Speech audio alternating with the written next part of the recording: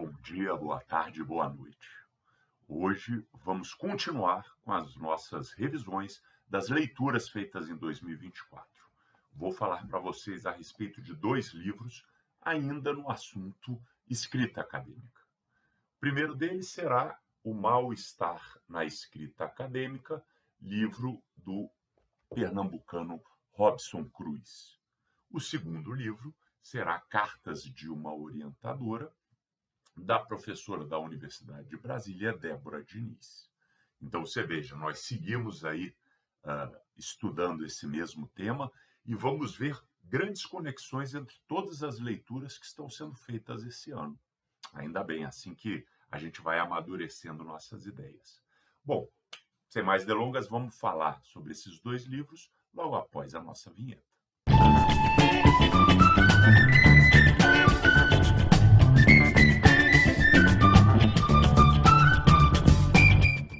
Inicialmente, vamos começar falando de O Mal-Estar na Escrita Acadêmica, de Robson Cruz. Esse livro aqui ele foi comprado dentro desse esforço de dominar como é que a gente ensina escrita acadêmica para os alunos de graduação, né?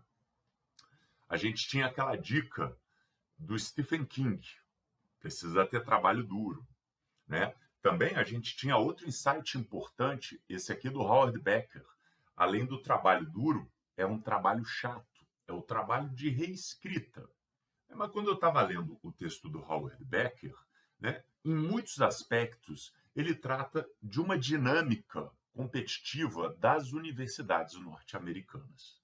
É aquela situação que o cara tem que ser contratado e por aí vai, que é muito diferente da nossa realidade. Era uma discussão que era muito distante do que eu entendo como o nosso trabalho acadêmico, tanto que no vídeo eu nem mencionei muito isso, né? Para mim é uma coisa muito fora, que obviamente influencia lá, mas aqui vem de um jeito diferente. E é daí que tem a importância desse livro do Robson Cruz, porque ele traz para a nossa realidade brasileira os desafios que o Howard Becker fala referente aos Estados Unidos. Bom, os desafios que levam ao mal-estar. Grosso modo, Cruz aponta 3 desvios ideológicos que comprometem o bem-estar mental dos estudantes de ensino superior no tocante à escrita e, assim, acaba dificultando o processo. O primeiro é o que ele chama de a ideologia romântica, né? Se referindo ao romantismo da literatura. Então, é uma ideologia, e aí a gente já ouve isso várias vezes, né? No qual somente os gênios conseguem produzir textos à altura do que se espera, né? Então, a inspiração é fundamental. Segundo Cruz, essa ideologia esconde todo o trabalho braçal de produzir os textos acadêmicos, né? Então, se você pensa que você tem que se inspirar, você tem que ser genial, olha, você está indo contra tudo que falou Stephen King, tudo que falou Howard Becker. A ideologia romântica ela trabalha com 1% de esforço e 99% de inspiração, né? Então, o verdadeiro trabalho não é escrever, é reescrever. E aí, assim, se você não acredita nisso e pensa no poder da genialidade, da inspiração, quando o texto não sair, vai vir a frustração, a inadequação, o bloqueio. Bom, um segundo desvio que o autor aponta no livro, ele chama de ideologia realista, né? Também se referindo um pouco ao movimento literário. Então, segundo essa ideologia realista, existe um trabalho necessário dentro de regras rígidas para produzir um texto perfeito.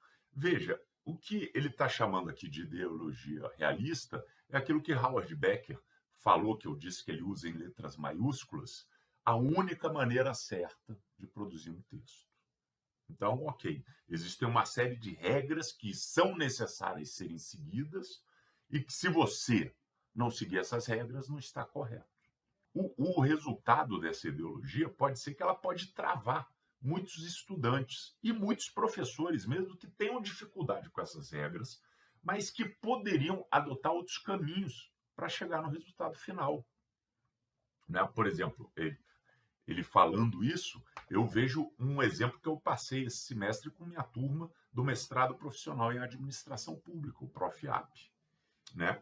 Uma regra amplamente disseminada, que vocês já devem ter ouvido várias vezes alguém dizer, é que você só escreve a introdução depois do texto estar completamente pronto. Né? E eu mesmo sempre repeti essa regra várias vezes, falando, dando aula, explicando para as pessoas. Né? Eu ainda acrescento que para você escrever a introdução junto com a conclusão, porque as duas sessões têm que conversar entre si. Né? Então, vejam, são regras que a gente vai passando de maneira imperceptível. Né? Agora, quando eu fui dar aula no Profiap esse semestre e recebi os textos dos alunos, a parte dos textos que inicialmente eles mandam que está mais desenvolvido era a introdução. E aí eu descubro que muitos alunos começam pela introdução para, na introdução, tipo, organizar o roteiro do que eles vão explorar posteriormente. Beleza, mano. Então, assim, aquela regra que eu falei, se eu obrigasse todos a segui-la, provavelmente haveria aí um problema para alguns, né? Mas, de outras formas, todos conseguiram dar conta do recado. Então, existem várias maneiras, e não apenas uma única certa, de agir. O que não implica que é menos trabalho, menos reescrita, não. O que o Cruz diz aqui é que se você se fixar em regras únicas, muitos alunos acabam tendo dificuldades intransponíveis, vão bloquear e vão parar a produção. Né? Então, isso aí é um segundo desafio para nós superarmos. Por fim, tem o que Cruz chama de bovarismo, que na psicanálise aquele desejo da gente ser o que não é. E no caso da academia, né, ele fala especificamente o desejo de sermos intelectuais europeus ou estadunidenses.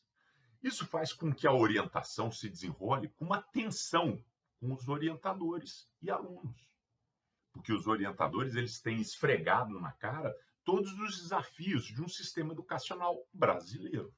Então, a gente tem aquele caso do professor revoltado porque o aluno chega no ensino superior sem saber escrever fluentemente ou sem saber ler com uma velocidade, né? Que é um fato cada vez mais comum. Né? Mas como é que eu vou ser professor no Brasil e esperar receber meus alunos que são criados por um sistema educacional com muitas dificuldades e eu vou esperar que ele vai chegar ali um aluno pronto e acabado? É negar a realidade com que nós vivemos. Então, temos aí uma frustração do docente que vai tensionar essa relação dele de orientação com os alunos. E veja, aqui fazemos outra conexão com o livro de Bell Hooks, né? Onde Bell Hooks diz que para você ter uma docência produtiva é necessário você conhecer, né? Imergir na realidade dos alunos. Então, não adianta você fingir que vamos trabalhar com outros alunos que não aqueles que estão na nossa frente.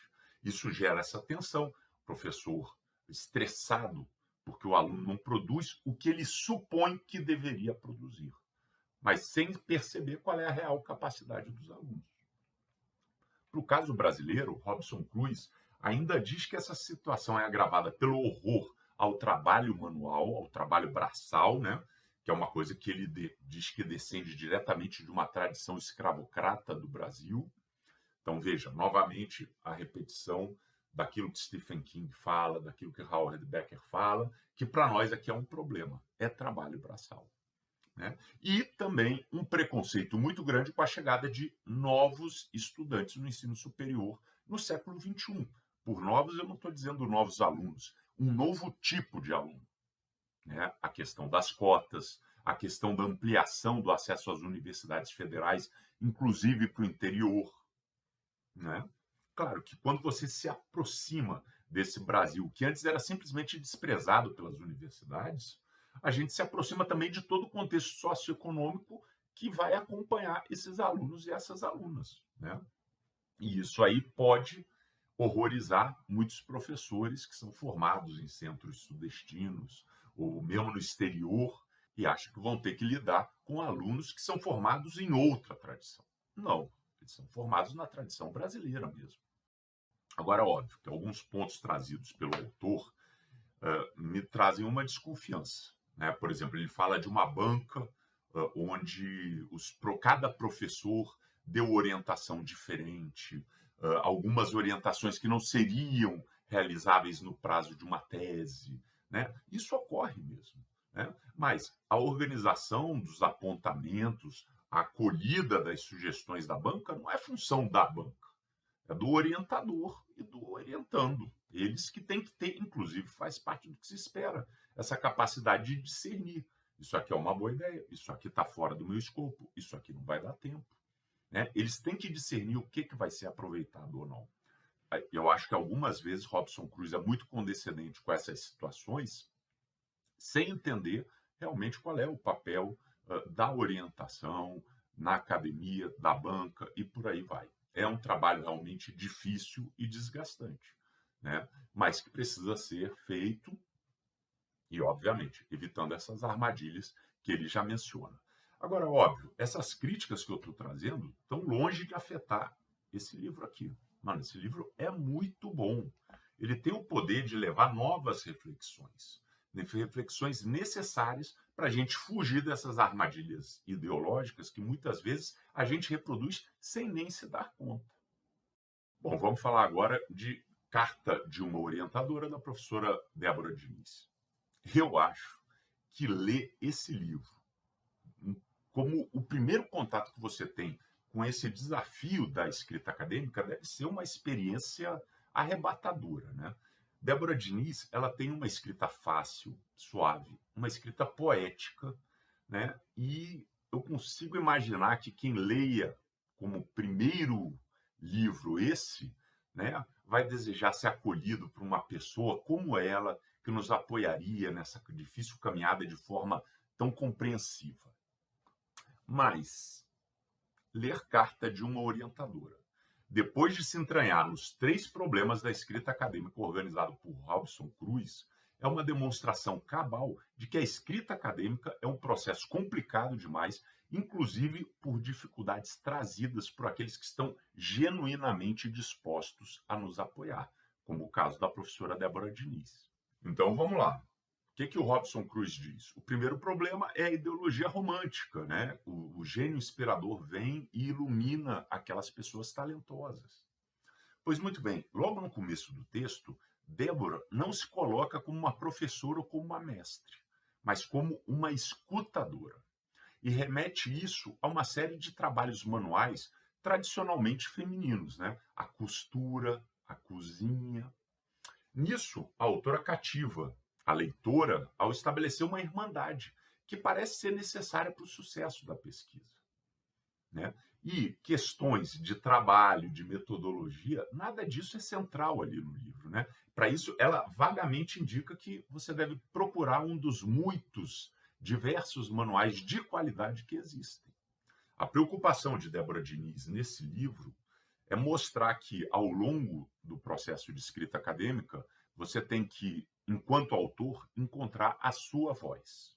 E é nessa intimidade acolhedora aí que vamos seguindo o texto e vamos cada vez mais acreditando que a nossa voz vai ser consolidada e quando a gente tiver a nossa voz, a gente vai alcançar nossos objetivos acadêmicos. Então veja como é que nessa descrição está muito claramente aquele problema da ideologia romântica. Agora, de forma muito suave, Débora Diniz também dá piscadelas para o segundo desafio identificado por Robson Cruz, que é a ideologia realista, que eu acho, sinceramente, um nome ruim, porque o problema é a rigidez de regras que são falsamente universais, mas que são de difícil concretização para todos os alunos, né? Como a gente já falou. Débora lança despretensiosamente no seu texto uma série de regras nessa forma. Quando fala da organização do tempo, né, ela está dizendo como é que você organiza o seu tempo, e aí ela lança, olha essa citação. Além de minha própria agenda de pesquisa e de atividades profissionais, você é uma entre várias orientandas que também aguardam a leitura atenta dos textos. Isso significa que, para honrar minhas responsabilidades acadêmicas com todas elas, e agora com você, não pode haver quebra de nossos acordos. Quebrar um acordo não a levará a um cadafalso, mas romperá a regra mais básica de funcionamento dos nossos encontros. Olha, esse parágrafo aí é fogo, hein? E é complicado porque existe um fundo de verdade. É claro que todo trabalhador atarefado, como a professora Débora Diniz, tem que estar muito atento ao uso do seu tempo. É claro que uma discente que roube o tempo de orientação acabará fatalmente roubando o tempo de outras discentes. É claro que o que a gente combina nunca sai caro, mas atravessando toda essa clareza óbvia dessas abstrações, tem a vida real. E aí eu não sei dizer se a gente fala a mesma vida real para todas as alunas. Pode parecer algo razoável, mas será que todos conseguem atender essa regra? E aí existe um problema mesmo nessa citação, porque ela é enunciada de uma forma moralista, né? O que vai inibir alunas com dificuldade. Por que você fala de honra, de regra mais básica? Por que você fala de quebra? Então, assim, para a pessoa se sentir mal por não ter honra, por não ser honrada, por quebrar acordos, na medida em que ela não consegue atender a uma regra imposta. E esse parágrafo abre uma antessala de mais regras que parecem adequadas apenas a um público específico. Por exemplo, ela fala, antes da primeira reunião comigo, leia toda a minha produção para saber como que a professora se posiciona com relação às questões mais básicas. Depois que tiver algumas reuniões, faça um planejamento detalhado de 2 semestres, semana a semana, para saber como é que está andando o seu projeto, se você está atrasando, se você está adiantando. Analise e descubra seu ritmo circadiano para ajustar o cronograma e estudos aos horários que você mais rende, entre outras regras. Olha, eu falei aqui todas as regras e falei a justificativa para elas. Eu até seria o primeiro a concordar que são justificativas razoáveis e coerentes. Mas, bom, minha realidade é de alunos que acordam cedo, antes das 9 já estão no trabalho, onde passam lá 9 horas. Muitos enfrentam 1 ou 2 horas de viagem até a universidade. Assistem aula à noite, até 9h30, 10 horas da noite. No final de semana que vão ler os textos, fazer o trabalho das disciplinas.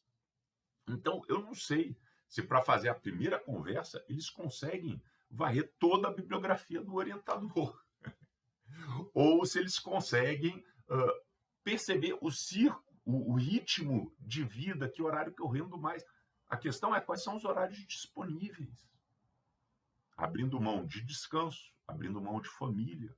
Então, esse livro de Débora Diniz é um livro que expõe de maneira bastante abrupta todos aqueles desafios trazidos por Robson Cruz. Né? Infelizmente, apesar da professora Débora Diniz ser uma professora realmente muito fascinante, no sentido de ser uma pessoa aberta ao diálogo com seus alunos, eu tenho vários vídeos dela também no YouTube, ensinando diversos aspectos muito positivos. Né? Você veja que tanto a junção de uma ideologia romântica, no qual o fundamental é você conseguir se expressar para aí sim conseguir chegar ao seu texto, junto com uma série de regras fixas que não são adequadas a todos os alunos, né, pode trazer aí alguma dificuldade. Veja, eu não vou dizer que a Débora Diniz cai no cadafalso de dizer que se você não cumprir essas regras, não é possível você fazer o seu trabalho acadêmico. Ela não diz isso, né? Mas aquelas pessoas que têm dificuldades, aquelas pessoas que são mais vulneráveis, elas sabem que o lugar delas não precisa ser dito. Ele já está definido nas entrelinhas. Elas não têm tempo para se dedicar da forma que se espera, mas eles estão longe de serem burros. Então, quando você já estabelece isso, as pessoas já sabem que ali não é um espaço para ela. Né? Então, infelizmente, por mais simpatia que eu tenha com a professora Débora Diniz, o texto dela, Cartas para uma Orientadora, Cartas de uma Orientadora, é um texto que exemplifica muito claramente os desafios trazidos para a gente por Robson Cruz. Bom, esse aí foi a nossa resenha desses 2 livros lidos em 2024. Sugiro, principalmente o livro de Robson Cruz, que você leia.